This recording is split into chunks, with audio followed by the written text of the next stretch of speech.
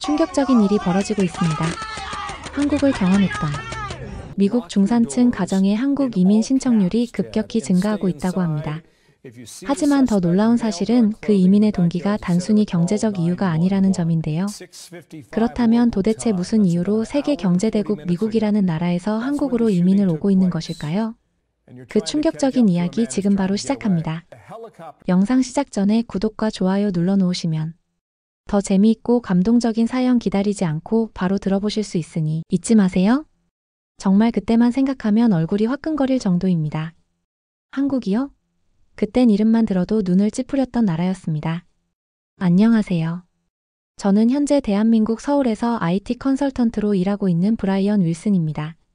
지금은 이곳에서 가족과 함께 살며 새로운 삶을 즐기고 있지만 불과 1년 전만 해도 저는 미국 캘리포니아의 전형적인 미국 중심주의를 가진 사람이었어요. 저는 평범한 미국 가정에서 자랐습니다. 고등학교 졸업 후 스탠포드에서 컴퓨터 공학을 전공했고 실리콘밸리에서 15년간 IT 개발자로 일했죠. 아내 사라와 두 자녀 에밀리, 그리고 제이슨과 함께 샌프란시스코 교회의 주택에서 성공한 삶을 살고 있다고 생각했습니다. 당연히 저는 미국이 세계에서 가장 발전된 나라이며 아이들이 최고의 미래를 꿈꿀 수 있는 곳이라고 믿었죠. 그리고 그 생각은 제 회사가 저를 한국지사에 2주간 파견하기 전까지 계속되었습니다. 상사가 서울지사의 신규 프로젝트를 위한 2주간의 기술 연수를 제게 맡겼을 때 저는 속으로 한숨을 쉬었습니다. 왜 하필 한국인가? 솔직히 저는 한국에 대해 뉴스에서 보던 북한 미사일 위협과 군사적 긴장감 외에는 아는 게 거의 없었어요.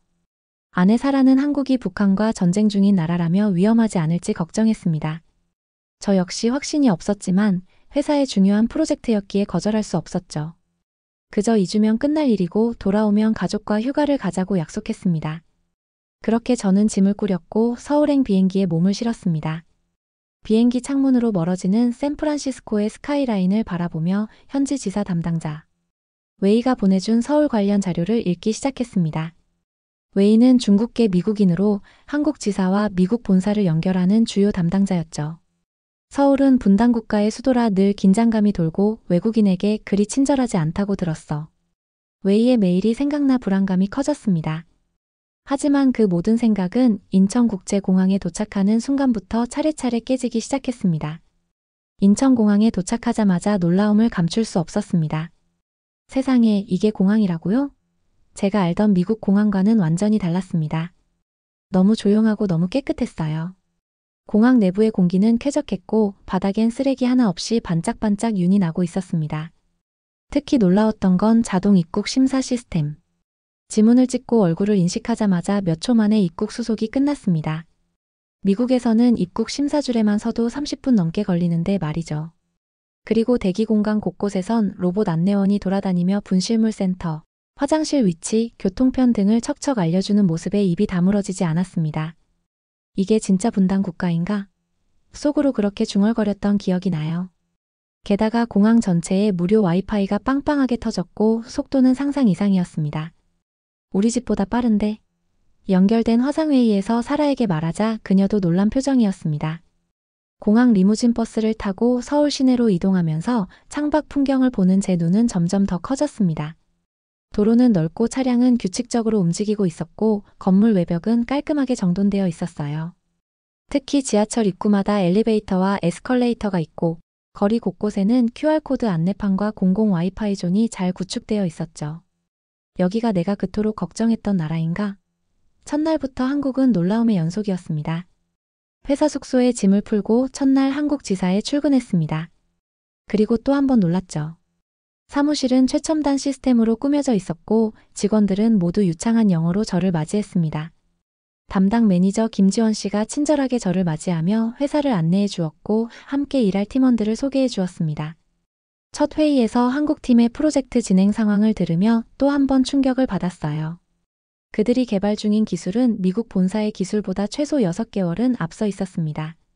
이 기술을 어떻게 이렇게 빨리 구현했는지 물었더니 그들은 매일 밤 11시까지 작업하고 주말에도 나와서 개발했다고 했습니다.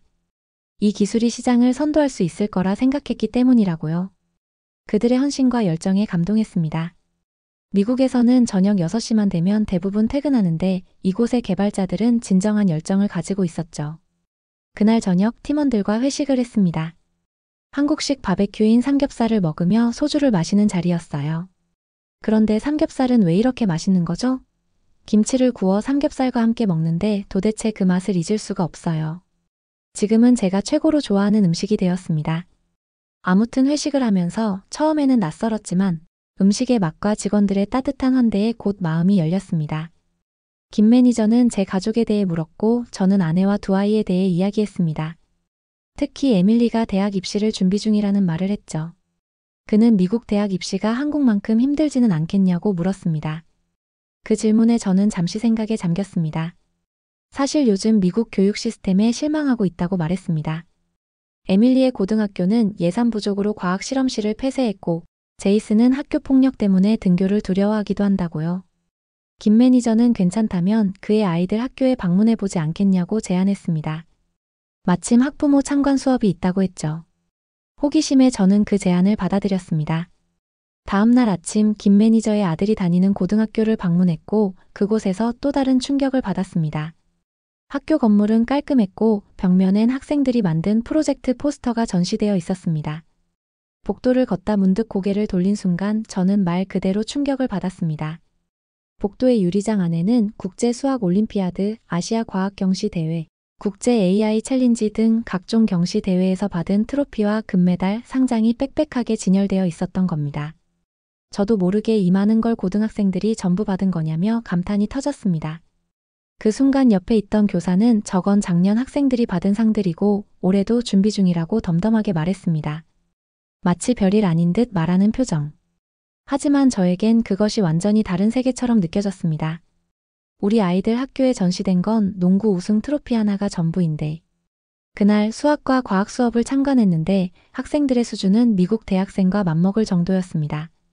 특히 영어 수업에서는 미국 문학 작품을 원서로 읽고 토론하는 모습에 깊은 인상을 받았죠. 점심시간 학교 식당에서 또 한 번 놀랐습니다. 급식은 마치 고급 레스토랑 음식처럼 정갈했고 영양사가 직접 설명하는 영양 균형까지. 미국 학교의 피자와 감자튀김만 있는 급식과는 비교할 수 없었습니다. 이건 단순한 점심이 아니야. 이건 학생을 존중하는 나라의 증거야. 저는 조용히 그렇게 중얼거렸습니다.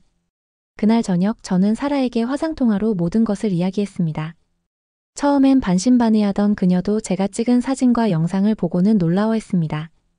이튿날 웨이로부터 연락이 왔습니다. 그는 제가 한국 학교에 갔다고 들었지만 그건 특별한 학교일 뿐이며 대부분의 한국 학교는 그렇게 좋지 않다고 했습니다. 학생들은 엄청난 스트레스에 시달리고 자살률도 높다고 말했죠. 그의 말이 맞는 것 같기도 했습니다. 하지만 제가 직접 본 것과는 달랐죠. 그날 밤 저는 한국 교육에 대해 더 깊이 알아보기로 했습니다. 다음 날 저는 몇몇 다른 학교도 방문해봤습니다. 놀랍게도 모든 학교가 제가 처음 방문한 학교와 비슷한 수준이었습니다. 물론 학생들이 공부에 대한 압박을 느끼는 것은 사실이었지만 그들은 또한 자신의 미래를 위해 열심히 노력하고 있었고 무엇보다 안전한 환경에서 교육받고 있었습니다. 그날 저녁 웨이에게 한 통의 이메일이 와 있었습니다.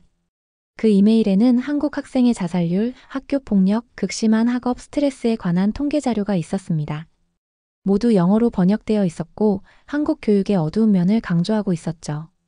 이 자료가 정말인가요? 제가 물었습니다. 그렇습니다. 공식 자료죠. 웨이가 단호하게 말했습니다. 하지만 뭔가 이상했습니다. 자료의 형식이 공식 자료라기보다는 누군가 급하게 편집한 것처럼 보였기 때문이죠. 제가 직접 본 학교들의 모습과도 너무 달랐고요. 다음 날 오전 저는 한국인 동료 김지원 씨에게 그 자료를 보여주었습니다. 그의 표정이 굳어졌습니다. 이건 공식 자료가 아닌 것 같아요. 누군가 여러 자료를 잘라붙여 만든 가짜 문서 같아요. 이런 통계는 존재하지도 않습니다. 김 매니저의 말을 듣고 저는 웨이의 행동에 의문을 품기 시작했지만 크게 신경 쓰지는 않았습니다. 한 주가 지나고 저는 서울의 생활에 점점 더 매료되었습니다. 밤늦게 일을 마치고 혼자 지하철을 타고 숙소로 돌아오는 길 어두운 골목길을 걷다가 문득 깨달았습니다. 여기선 안전에 대한 걱정을 전혀 하지 않고 있어. 미국에서는 상상도 할 수 없는 일이었습니다. 밤 11시에 혼자 걷는 것만으로도 위험을 느끼는 곳이 샌프란시스코였으니까요. 이틀 후 한국으로 출장을 나온 웨이가 점심 식사에 저를 초대했습니다. 그는 한국이 좋아 보이지만 외국인으로 살기는 정말 힘들고 특히 아이들은 학교에서 따돌림을 당할 수도 있다고 저에게 나지막히 경고했습니다. 한국인들은 겉으로는 친절해 보여도 속으로는 외국인을 싫어해요. 특히 미국인들은요. 웨이가 낮은 목소리로 말했습니다. 제가 소개해드릴 수 있는 외국인 커뮤니티가 있어요. 그들은 모두 한국에서 어떻게 살아남는지 알고 있죠. 그의 제안에 호기심이 생겨 주말에 그 모임에 가보기로 했습니다. 하지만 당일 웨이가 보내준 주소는 서울 외곽의 낙후된 산업단지였습니다. 도착해보니 그곳에는 모임은커녕 사람 한 명 없었고 저는 한밤중에 위험한 지역에 홀로 서 있게 되었죠. 택시를 타고 급히 호텔로 돌아온 저는 웨이에게 전화했지만 그는 받지 않았습니다. 다음날 회사에서 만났을 때 그는 마치 아무 일도 없었다는 듯 행동했습니다. 아, 주소를 잘못 보내드렸나 보네요. 너무 죄송합니다. 그의 사과는 진심으로 들리지 않았습니다. 그의 말이 마음에 걸렸지만 그날 저녁 우연히 만난 미국인 교사 커플은 완전히 다른 이야기를 해주었습니다. 그들은 5년 전에 한국으로 왔고 처음엔 약간 적응이 힘들었지만 지금은 돌아가고 싶지 않다고 했습니다. 그들의 아이들은 국제학교에 다니며 미국보다 훨씬 좋은 교육을 받고 있으며 무엇보다 총기 사고 걱정 없이 마음 편히 학교에 보낼 수 있다는 것이 얼마나 값진지 모른다고 말했습니다. 그들의 이야기를 들으며 저는 진지하게 고민하기 시작했습니다. 정말 우리 가족이 이곳에서 살 수 있을까? 한국에서의 마지막 날 밤 저는 숙소 침대에 누워 창밖을 오래도록 바라보았습니다. 반짝이는 서울의 야경, 편의점에서 김밥을 사는 사람들, 골목길에서 조용히 대화를 나누는 사람들. 그 모든 풍경이 너무나도 따뜻하고 일상적이고 안전하게 느껴졌습니다. 그리고 떠오른 생각 하나. 여기서 살고 싶다. 그건 단순한 감탄이 아니었습니다.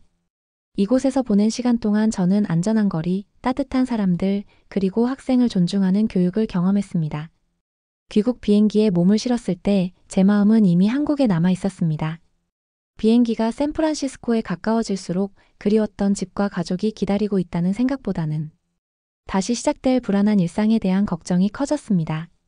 집에 도착해 가족을 만났을 때 제 마음속에는 이미 한국으로의 이민이라는 생각이 자리 잡고 있었습니다. 하지만 바로 그 이야기를 꺼내는 대신 저는 천천히 제 경험을 가족과 나누기 시작했습니다. 매일 저녁 식사 시간에 한국에서의 다른 이야기를 하나씩 들려주었습니다.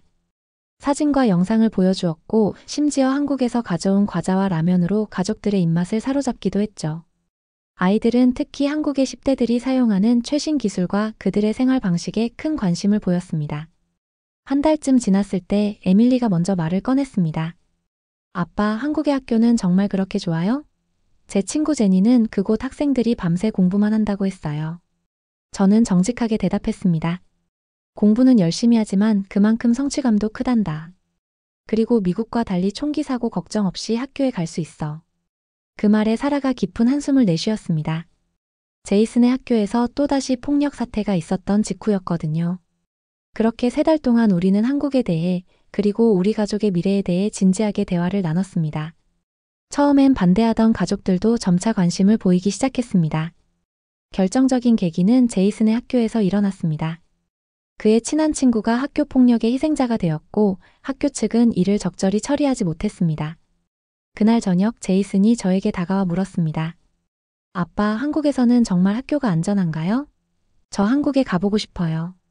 저는 솔직하게 우리 가족이 한국으로 이주했으면 좋겠다고 말했습니다. 아이들에게 더 안전하고 좋은 교육 환경을 제공할 수 있을 거라고요. 예상대로 처음에는 가족들의 반응이 다양했습니다. 사라는 걱정스러운 표정으로 현실적인 문제들을 제기했습니다. 언어 장벽, 직업, 집, 친구들. 그리고 무엇보다 아이들의 교육 문제였죠.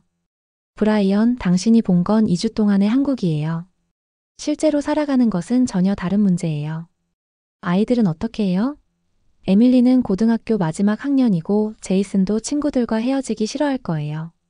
에밀리는 처음엔 강하게 반대했습니다. 아빠, 제가 얼마나 대학 입시를 준비해왔는데요. 한국에 가면 다 포기해야 해요? 하지만 제이슨은 의외로 관심을 보였습니다. 그는 한국의 로봇공학과 게임 산업에 매료되어 있었거든요. 우리는 가족 회의를 열었고 한국행에 대한 진지한 조사를 시작했습니다.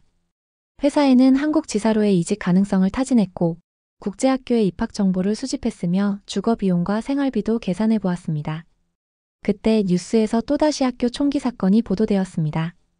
이번엔 우리 집에서 불과 30마일 떨어진 고등학교였죠. 그 소식을 들은 사라의 얼굴이 창백해졌고 제 말이 맞다고 인정했습니다. 우리 아이들이 매일 총기 사고 위험에 노출된 채 학교에 가는 것보다 새로운 나라에서 시작하는 게 나을 수도 있겠다고 말했습니다. 에밀리 역시 마음이 흔들리기 시작했습니다. 특히 제가 한국 국제학교의 대학 진학률을 보여주고 오히려 더 좋은 대학에 갈 기회가 생길 수도 있다고 설명했을 때였죠. 그렇게 우리 가족의 한국행이 결정되었습니다. 물론 쉬운 결정은 아니었습니다. 회사의 한국 지사로에 이직을 신청하고 집을 팔고 이사 준비를 하는 과정에서 많은 어려움이 있었습니다. 특히 웨이는 계속해서 저를 말렸습니다.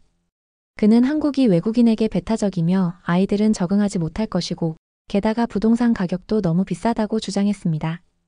그뿐만 아니라 웨이는 제 동료들 사이에서도 저를 향한 소문을 퍼뜨리기 시작했습니다. 윌슨이 이상해졌어요. 한국에 미쳐버린 것 같아요. 그리고 회사에서 제 이직 신청을 방해하기 위해 인사팀에 저에 대한 부정적인 보고서를 제출하기도 했습니다. 심지어 저희 집을 구경하러 온 구매 희망자들에게 이 동네가 안전하지 않다는 소문을 퍼뜨려 판매를 방해하기도 했죠. 그의 집요한 방해 공작은 상상을 초월했습니다. 하지만 저는 이미 결심했고 가족 모두 새로운 시작을 위해 준비하고 있었습니다. 마침내 이직이 승인되고 집도 팔렸습니다. 그리고 6개월 후 우리 가족은 서울의 아파트에 짐을 풀었습니다. 에밀리와 제이슨은 국제학교에 입학했고 사라는 영어교사로 일자리를 구했습니다. 저는 한국 지사에서 승진까지 하게 되었죠.